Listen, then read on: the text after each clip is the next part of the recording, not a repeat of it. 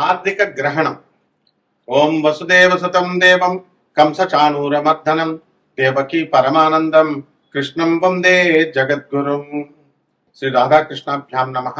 కృష్ణం వందే జగద్గురుం, అర్జునం వందే జగదేక వీరం. ఇప్పుడు మనకి పశ్చిమ ఆసియాలో యుద్ధం జరుగుతుంది. ఈ యుద్ధం జరగడం వల్ల మనకి ఇక్కడ పెట్రోలు, డీజిల్ రేట్లు పెరగడము, మత్స్య ఎగుమతులు అవన్నీ కూడా ఆగిపోవడము, ఇలాంటివన్నీ కూడా జరుగుతున్నాయి. ఆర్థికంగా రేట్లన్నీ కూడా బాగా రేట్లు పెరిగిపోయినాయి. మనం ఆర్థికంగా కుదేలైపోయాం. దీని అంతటికీ కారణం ఏమిటంటే గురుడు మిథున రాశిలో ఉండడము. ఆ తర్వాత జూన్ 2, 2026 సంవత్సరానికి గాను ఆయన కర్కాటక రాశిలోకి వస్తాడు. అప్పుడు దాకా కూడా ఈ యుద్ధం అనేటటువంటిది ఆగదనమాట. అలాగే ఈ యొక్క కుజ, బుద్ధ, శుక్ర గ్రహాలు, శని గ్రహాలన్నీ కూడా మనకి మీనరాశిలో ఉన్నాయి. మరి ఏప్రిల్ 18 తర్వాత మనకి శుక్రుడు మనకి ఈ యొక్క మేషరాశిలోకి మారడం, ఇలాంటివన్నీ కూడా జరుగుతాయి. ఈ లోపల అసలు ఎందుకు మరి ప్రభుత్వాలు ఈ రవి గ్రహము మనకి ఏప్రిల్ 14 తర్వాత మేషరాశిలోకి వస్తున్నాడు, ఏమైనా మార్పులు ఉంటాయా ఈ ఆర్థిక గ్రహణంలో అనుకుని మనం చూసినట్లయితే, ఈ యుద్ధంతో ఏమైందంటే మనకి ఎక్కువ సవాళ్ళని మనం ఎదుర్కొంటున్నాము.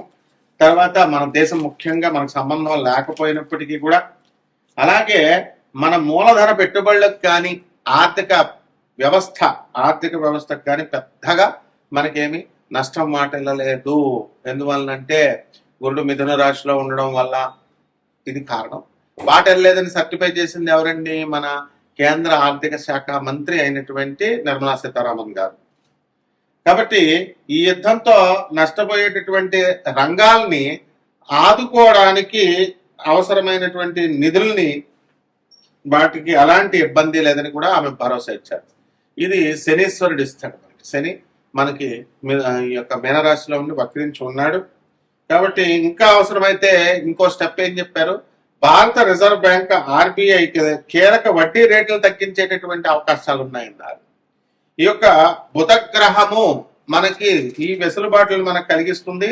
ఇప్పుడు మనం గమనించినట్లయితే ఏప్రిల్ 10లో మీనరాశిలోకి బుధగ్రహం ప్రవేశిస్తుంది. ఏప్రిల్ 30 వరకు అక్కడ ఉంటుంది. కాబట్టి ఏప్రిల్ 30 వరకు మనకి యుద్ధం నుంచి వచ్చేటటువంటి ఫలితాల నుంచి మనం తప్పించుకోలేము. ఆ తర్వాత మళ్ళీ ఏప్రిల్ 30 తర్వాత మేషరాశిలోకి వచ్చిన తర్వాత మే 14 వరకు మనకు ఆర్థిక సంక్షోభం ఉంటుందంటే యుద్ధం ఖచ్చితంగా జరుగుతూనే ఉంటది. ఇప్పుడు ట్రంప్ వార్నింగ్లు ఇచ్చినా, ఎన్ని ఫైనల్ వార్నింగ్లు ఇచ్చినా ఇరాన్ ఏమి అది లెక్క చేయడం లేదు. 45 రోజులు విరామం ఇచ్చే చర్చలు పెట్టుకుంటా ఉంటున్నారు. అయితే వాళ్ళు ఇరాన్ పెట్టేటటువంటి ఈ యొక్క ఆంక్షల్ని మన ట్రంప్ ఒప్పుకోవడం లేదు. కాబట్టి యుద్ధం ఇక్కడ క్లియర్ గా మనకు తెలుస్తుంది. మే 14 వరకు సెటిలైట్ కాదు ఈ ఆర్థిక ఇబ్బందులు, ఈ ఆర్థిక గ్రహణం. మే 14 తర్వాత ఎప్పుడైతే బుధుడు వృషభ రాశిలోకి వస్తాడో అక్కడి నుంచి ఆర్థిక పరిస్థితి బాగుంటుంది, రూపాయి విలువ పెరుగుతుంది కూడా. ఇప్పుడు మనకి ఏమైందండి రూపాయి విలువ అని అన్నప్పుడు మనం చూసుకుంటే ఈక్విటీ, ముంబై ఈక్విటీ అనూహ్యంగా రికవరీ చేసిందనమాట. ఈ యొక్క యుద్ధానికి తెరదించేటటువంటి క్రమంలో కాల్పుల విరమణకు ఇప్పుడు చర్చలు జరుగుతున్నాయి అని జస్ట్ ఒక వార్త వచ్చిందంటే నిన్న మొన్న రావడంతో ఆయిల్ ధరలు తగ్గినాయి చక్కగా. దానికి కారణం అదే. అలాగే రూపాయి బలపడింది. దీంతో ద్వితీయార్థంలో ఏమైందంటే బ్యాంకింగ్, IT షేర్లలో జోరుగా కొనుగోలు అనేటటువంటివి సాగడం ఈ రికవరీకి కొంచెం ఊరటనిచ్చింది. అలాగే సోమవారం రోజున ఏం జరిగిందంటే సెన్సెక్స్ పాజిటివ్ గా ప్రారంభమైనా సరే ఇన్వెస్టర్లందరూ కూడా లాభాల స్వీకారానికి దిగడంతో రోజంతా భారీ ఆటుపోట్లకు లోనైంది. చివరికి 787.30 పాయింట్ల లాభంతో 74,106.85 వద్ద ముగిసిందనమాట. సో నిఫ్టీ ఏమైందంటే 255.15 పాయింట్లు లాభపడి 22,968.25 వద్ద క్లోజ్ అయింది. కాబట్టి దీనివల్ల ఏమిట్రా మనకు అర్థమయ్యేది అంటే 14 పైసలు మనకి లాభపడింది అనమాట రూపాయి. RBI చర్యల మద్దతుతో ఫారెక్స్ మార్కెట్ లో వరుసగా మనకి రెండో రోజు సైతం అమెరికన్ డాలర్ మార్కంలో రూపాయి 28 బలపడి 92.90 దగ్గర ముగిసింది. ఒక దశలో ఏమైందో తెలుసా, రూపాయి ఇంట్రాడే గరిష్ట స్థాయి 92.79 కూడా తాకింది. ఇదంతా కూడా ఆర్థికంగా గ్రహణాల ఇది. కాబట్టి మనం ఏం చేయాలంటే వడ్డీ రేట్లు తగ్గించే అవకాశం ఉంది. అలాగే మనకి ఈ ఆర్థిక క్రమశిక్షణ అనేటటువంటిది మనం అలవాటు చేసుకున్నాం భారత ప్రభుత్వం. కాబట్టి ఆర్థిక క్రమశిక్షణ విధానాలు ఈ యొక్క వీటిలో అన్ని కూడా మనకి డబ్బులు పడిపోయినా సరే భారతీయ ప్రజలందరూ కూడా దీనికి దోహదపడుతున్నాయి ఎక్కువ నష్టపోకుండా. దీనివల్లే మనకి పెట్రోల్, డీజిల్, ఎక్సైజ్ సుంకాలు తగ్గించడం, అలాగే కీలక పెట్రో రసాయన ఉత్పత్తులకు దిగుమతి సుంకాలు మినహాయించారు. అలాగే సెజ్జల్లో ఎగుమతుల కోసం ఏర్పాటు చేసినటువంటి కంపెనీలు తమ ఉత్పత్తిలో కొంత భాగాన్ని దేశీయ మార్కెట్లో అమ్ముకోవడం కోసం అనుమతి లాంటి అన్ని కూడా చర్యలు తీసుకుంటున్నారు. అంటే జాతకం చూడగానే గురుడు మిథున రాశిలో ఉన్నాడు, గురుడు 4వ ఇంట్లో ఉన్నాడు, 5వ ఇంట్లో ఉన్నాడు కాబట్టి నష్టాలు కలిగినాయి. ఇది కాదండి, సబ్జెక్ట్ నేర్చుకోవాలి. సబ్జెక్ట్ ఇది ఆర్థిక గ్రహణం అంటే. చివరి వరకు చూడాలి, కేవలం 3 నిమిషాలు ఇలా తిప్పేసేయడం కాదు దయచేసి. దీనివల్ల మనకి ఇప్పుడు ఏం జరుగుతుంది, ఇప్పుడు గ్రహస్థితిని కనుక మనం చూసుకున్నట్లయితే ఈ యొక్క రవి గ్రహము మనకి ఏప్రిల్ 14న మేషరాశిలోకి వెళ్తున్నాడు, మే 15న వృషభ రాశిలోకి వస్తున్నాడు. అక్కడి నుంచి బాగుండదు. మే 15 వరకు కూడా మనకి ప్రభుత్వం సరైనటువంటి నిర్ణయాలు తీసుకోలేకపోతే, ఏ ప్రభుత్వం వరల్డ్ అక్కడ అమెరికా అయినా, జూన్ 15 తర్వాత మిథున రాశిలోకి వస్తున్నాడు. అలాగే శుక్రుడిని మనం తీసుకున్నప్పుడు మార్చి 25వ తేదీన మేషరాశిలోకి ప్రవేశిస్తున్నాడు. ఆ తర్వాత ఏప్రిల్ 19న వృషభ రాశిలోకి ప్రవేశిస్తున్నాడు, మే 14 మిథున రాశిలో ప్రవేశిస్తున్నాడు. కాబట్టి శుక్రుడి వల్ల మనకి బంగారము రేట్లు ఇవన్నీ కూడా దిగిపోయినాయి, ఇవన్నీ కూడా కొంచెం పెరగడానికి అవకాశాలు ఉన్నాయి కొద్దిగా. అలాగే కుజ సంచారాన్ని కనుక మీరు తీసుకున్నప్పుడు కుజుడు ఏప్రిల్ 2 మీనరాశి, మే 11న మేషరాశిలోకి వస్తాడు. అక్కడ కూడా బాగా ఇబ్బందులు ఉంటాయి. జూన్ 20 నుంచి మనకి వృషభ రాశిలోకి ప్రవేశించడం అనేటటువంటిది జరుగుతుంది. కాబట్టి శని సంచారం అంతా కూడా మీకు తెలుసు, మీనరాశిలోనే వక్రించి ఉన్నాడు. ఇప్పుడు రాహుకేతులు డిసెంబర్ 5 వరకు మనకి రాహు కుంభరాశిలోను, కేతువు సింహరాశిలోను ఉంటాడు. ఆ తర్వాత రాహువు మనకి మకర రాశిలోకి, కేతువేమో కర్కాటక రాశిలోకి వస్తాడు. బుధ గ్రహం వచ్చేసరికి ఏప్రిల్ 10న మీనరాశిలోకి వస్తాడు, ఏప్రిల్ 30న మేషరాశిలోకి వస్తాడు, బాగుండదు. మే 14 నుంచి వృషభ రాశిలోకి వస్తాడు. కాబట్టి వీటిలన్నిటిని మనం ఈ గ్రహస్థితులన్నీ మనం చూసుకొని విశ్లేషణ చేసినప్పుడు సమకాలీన పరిస్థితులు బయట, అలాగే గ్రహస్థితిగతుల్ని మనం ఇవన్నీ కూడా బ్లెండ్ చేసి మనం చెప్తున్నప్పుడు మే 14 వరకు కూడా మనకి ఆర్థిక గ్రహణం ఉంటుందండి ఈ 2026 సంవత్సరంలో. కాబట్టి అంతవరకు డబ్బుల బాధలు చాలా ఎక్కువగా ఉంటాయి అందరికీ కూడా. కాబట్టి గురుగ్రహము మనకి ఎలాగూ ఇప్పుడు జూన్ 2న 2026 సంవత్సరంలో కర్కాటక రాశిలోకి వస్తున్నాడు కాబట్టి అక్కడి నుంచి బ్రహ్మాండంగా ఉంటుంది. ఇవన్నీ కూడా మనకి ఈ 12 రాశుల వారి మీద ఈ ఎఫెక్ట్ అనేటటువంటిది ఉంటుంది. ఇవన్నీ మనము 12 రాశుల వారికి కూడా గోచార రీత్యా జరిగేటటువంటి, దేశంలో జరిగేటటువంటి, ప్రపంచంలో జరిగేటటువంటి సంఘటనలు మనం చెప్పాం.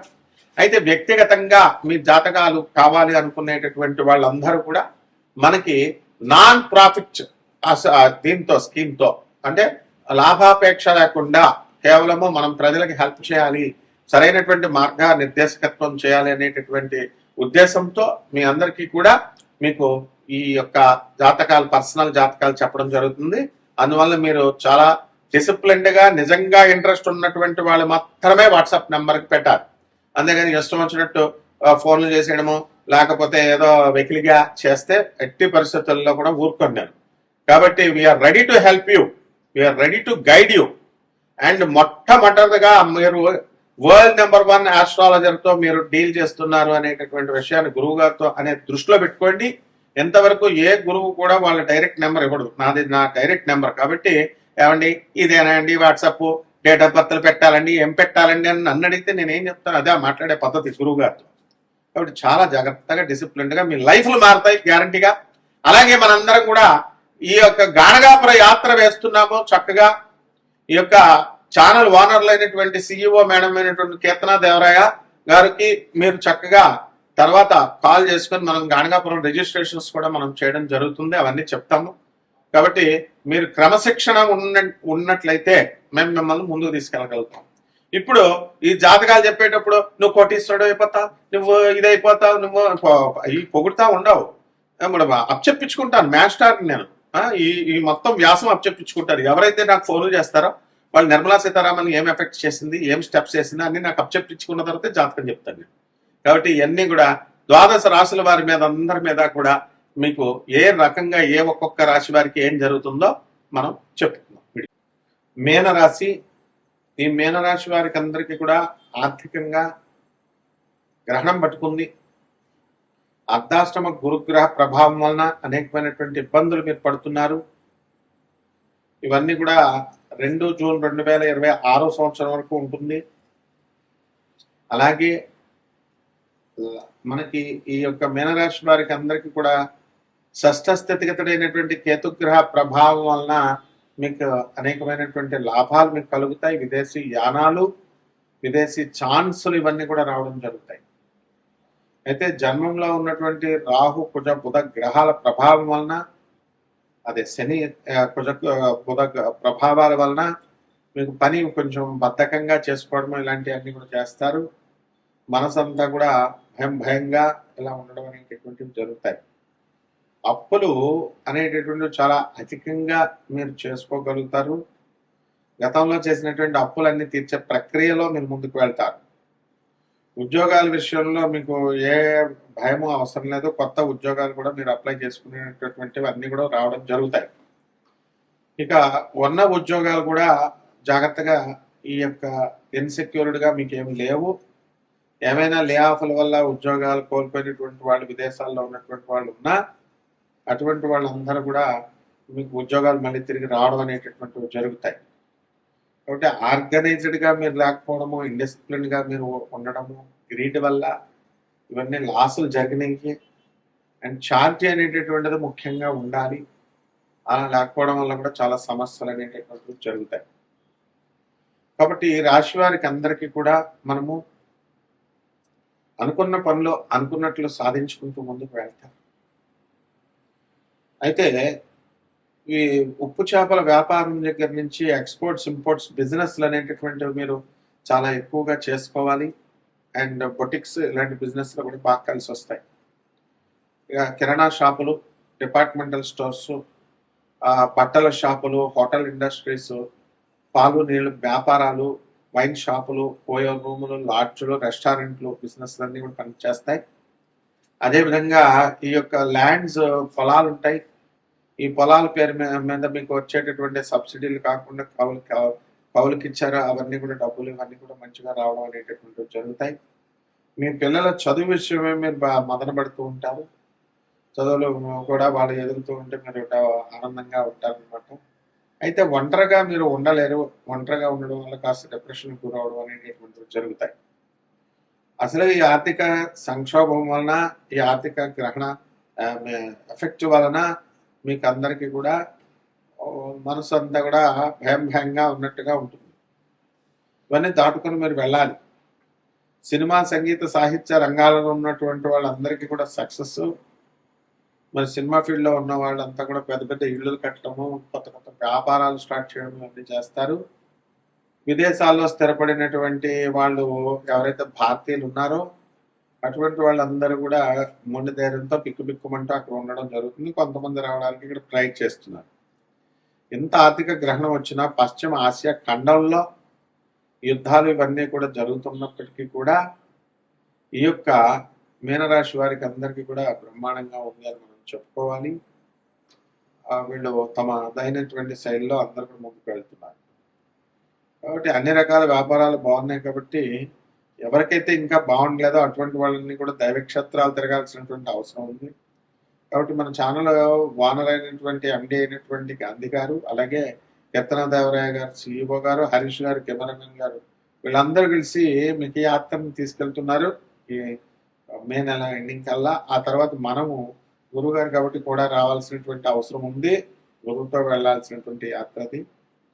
మరి అక్కడ మీకు చక్కగా ఈ గురు పూజోత్సవాలు, ఆ తర్వాత గురుమంత్ర ఉపదేశాలు, అలాగే గురుచరిత్ర పారాయణాలు ఇవన్నీ కూడా చేయించడం అనేటటువంటిది జరుగుతుంది. కాబట్టి పరిహారాలు మనం ఏం తీసుకోవాలంటే ఈ యొక్క మీనరాశి వారికి గురు జపం చేసుకోవాలా, గురు స్తోత్రాలు చదవాలా, గురువుకి కిలోంపావు శనగల్ని పసుపు రంగు వస్త్రాల నుంచి పేద బ్రాహ్మణుడికి దానం చేసుకోవాలా. దశమహావిద్యల్లో ఒకటైనటువంటి తారాదేవి అమ్మవారి యొక్క హోమాన్ని, ఆమె యొక్క మంత్రాన్ని మీ ఇళ్లలో చర్పించుకోవడం ద్వారా బ్రహ్మాండంగా ఉంటుంది, జపించుకోవడం ద్వారా. అలాగే రావి చెట్టుకి నీళ్లు పోసుకుంటూ శనిశ్చరాయనం అంటూ చేసుకోండి, బ్రహ్మాండంగా ఉంటుంది. శుభమస్తు.